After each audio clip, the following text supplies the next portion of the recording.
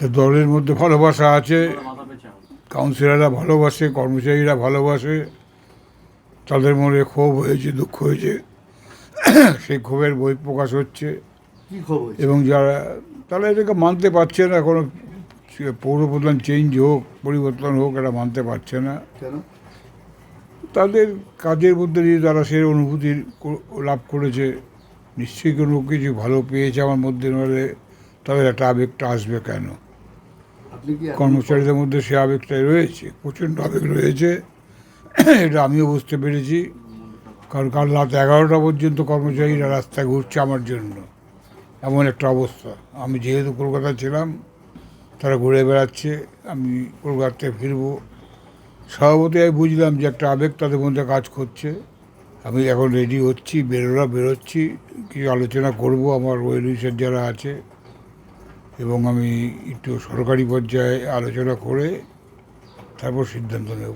ঠিক এই মুহূর্তে বলতে পারছি না কি সিদ্ধান্ত নেবেন। পদত্যাগের ব্যাপারে সিদ্ধান্ত নেব, করবো কি করবো না। আঘাত তো কিছু লাগছে না, তাহলে আঘাত একটাই লাগছে, যারা মাঠঘাট নিয়ে এত কথা বলল তারা চিহ্নিত হোক, তাদেরকে অপরাধী চিহ্নিত করা হোক, কারা তারা। স্বাভাবিকভাবেই আমার যে মনের মধ্যে যে প্রশ্ন আছে, সে প্রশ্ন আমি ক্লিয়ার হইনি, অসুবিধার কী আছে? কালকেও বলেছি, আজকেও বলছি। সে পরিষ্কার বলেছে, মাঠের কোনো প্রশ্নে কোনো ব্যাপারই নেই, কোনো রকম দুর্নীতি নেই, কোনো রকম বেনিয়ম নেই, কোনো রকম আর্থিক দুর্নীতি নেই।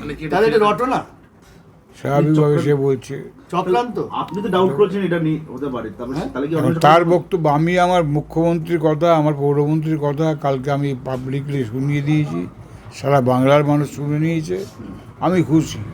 আজকের পরিকল্পনা কি? আজকের কোনো পরিকল্পনা নেই। কেন পরিকল্পনা কী থাকবে? রেজিগনেশন কখন দেবেন না দেবেন সে তো অনেক পরের গল্প।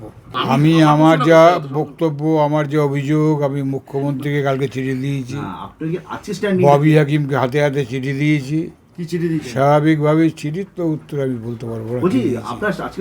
স্ট্যান্ড কি আজকে স্ট্যান্ড কি? আমার স্ট্যান্ড আমি ওয়েট করছি, আবার ববি হাকিমের বক্তব্য, মুখ্যমন্ত্রীর বক্তব্য আশা ওয়েট করছে জন্য। চিঠি দিয়েছি, চিঠির তো একটা উত্তর পাওয়ার আশা করি। না পেলে প্রাপ্তি স্বীকার যদি করে ভালো, না করলে তো কিছু করার নেই।